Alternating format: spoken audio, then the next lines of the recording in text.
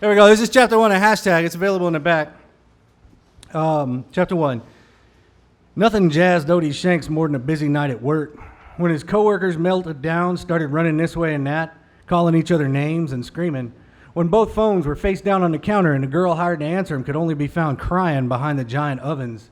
When it seemed folks that still lived in Lake Castor all up and took root in the front lobby, Odie found a peculiar zen. He'd buckle down, fall silent, and box the hell out of some pizzas. Trouble was, busy nights didn't come often enough for Odie. Not anymore. Most nights were spent cleaning some shit they'd cleaned 1,000 times already. Staring at the wall, talking shit and smoking cigarettes out the back door, standing around, making plans or telling dirty jokes. So when Commissioner Rodenheiser threw a ribbon cutting for the new Walmart out on the highway, and Clarence Bossy fell sick and couldn't smoke up the hogs he'd promised, Odie found himself with an order for 40 pizzas. All this on top of a regular Saturday night dinner at Maggie's Pizza Pickup. Maggie herself flew into a tizzy and called a couple extra kids to help with the rush, but Odie took a breath, settled in, and got right to work. Once he'd slid the last pizza sliced and steaming into its box, he took off his Maggie's Pizza Pickup hat, slapped it against his thigh to dust off the flour, and told no one in particular he'd be out the back door for a minute or so. And that's where she found him, leaned up against the railing of the small loading dock, sucking a Winston and staring up at the water tower.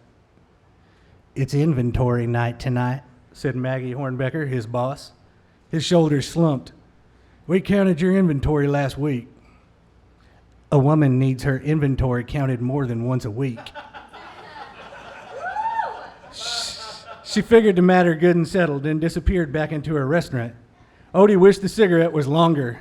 He fell back against the railing and spit smoke into the stars. Maggie fancied herself something special, something refreshing for a woman in her early 50s. She loved the outdoors and thought herself something of a rebel by running her own restaurant in gym shorts and sweatbands.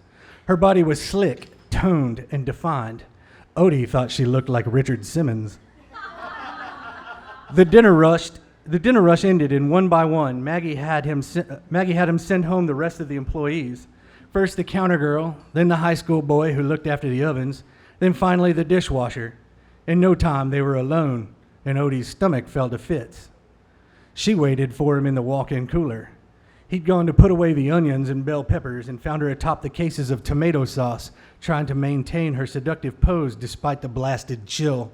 She'd rustled up a black frilly She'd rustled up a black frilly camisole and smuggled it in under her clothes, but now resorted to her discarded breeches as covering from the cold. All the same, she struggled like the dickens to compose herself as Odie opened the cooler door. He had no recourse. He never did. She was his boss. She told him what to do, and he did it, as he'd done every inventory night for the past 5 years, back when he was only 17. He forced other things into his mind, focused on how cold the walk-in cooler was, rather than what it must be like to have sex with Richard Simmons. Work with me, people. She told him to pull her hair, so he pulled it. She liked to suck on his fingers, so he let her. He was very careful not to freestyle, as this could give her the fidgets. She was set in her ways, so he simply followed instructions and waited for it all to end. But Maggie liked to cuddle. So they lay there for a bit until she declared it was too cold and asked to relocate the stack of flour sacks in dry storage, swaddled in a couple of dough-caked aprons.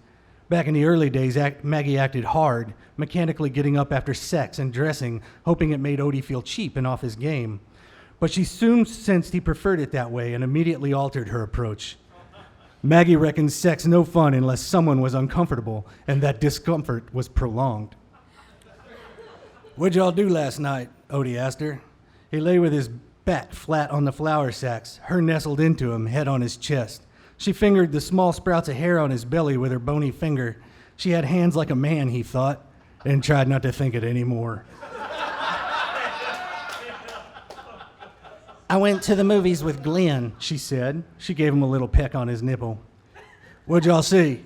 "I don't know. I didn't pay much attention to it." "Oh, yeah? Y'all screw in the theater or something?" He didn't care. He tossed forth words to take his mind off things. Odie couldn't think a damn thing said after sex that mattered a hill of beans, but that evening his mind raced and he didn't like where it kept taking him.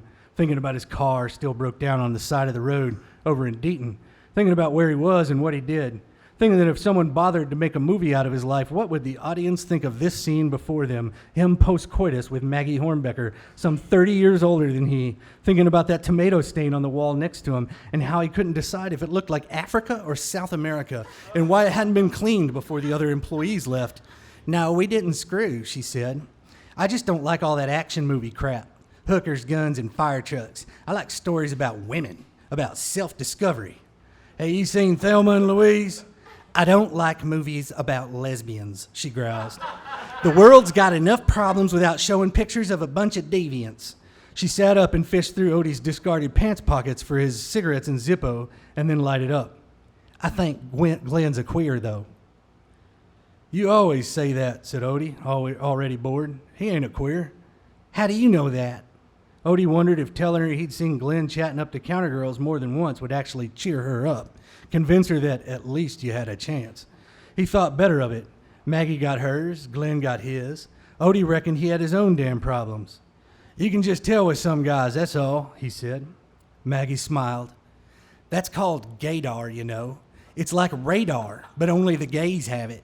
They say a gay fella can walk into a bar and spot another gay fella just like that, even if the chap don't even know he's gay yet. It's called freaking gaydar." Odie looked sideways at her. "You got no idea what you're talking about." "Now, if it had been you on that movie screen," she cooed, "I sure would have liked watching you back when you was acting in plays. You was like a little Bruce Willis. I'd sit there in the audience and you'd get me to stirring in my britches up there on the stage." A shiver ran up his spine. "I was in high school," he told her. "And I knew even back then you was going to grow into something special."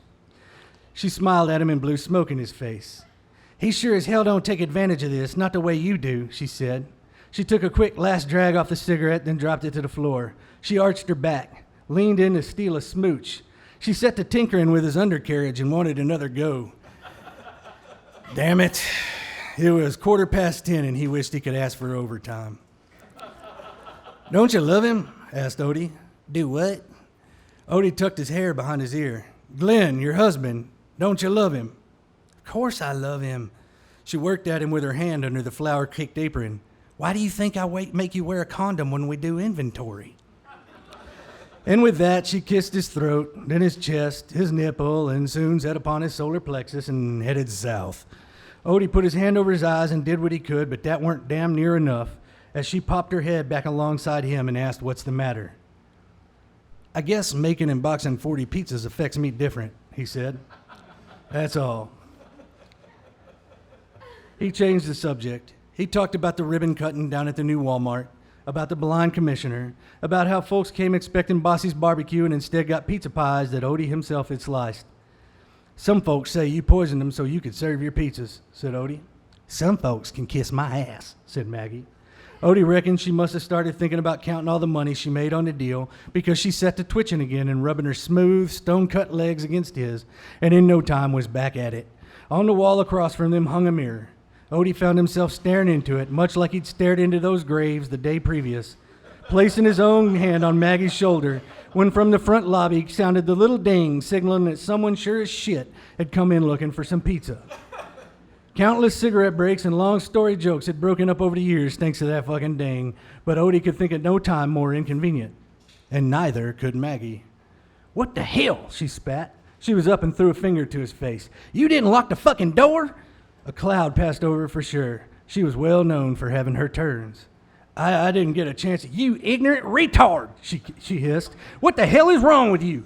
She scrambled for her breeches, first only her blouse, which she threw on, then later a bra, which she held until she located her pants, still in the walk-in, and then a shoe, then the other under the dishwasher.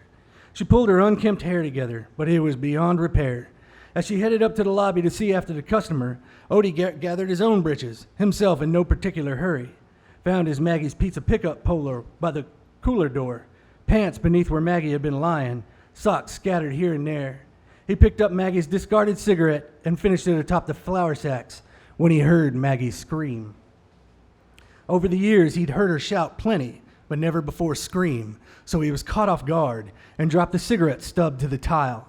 He left it to burn as he one-hopped, wearing only a single shoe, around the pizza ovens and the pickup window and over to the cashier station where he found himself face to face with a masked gunman. That's chapter 1, motherfucker.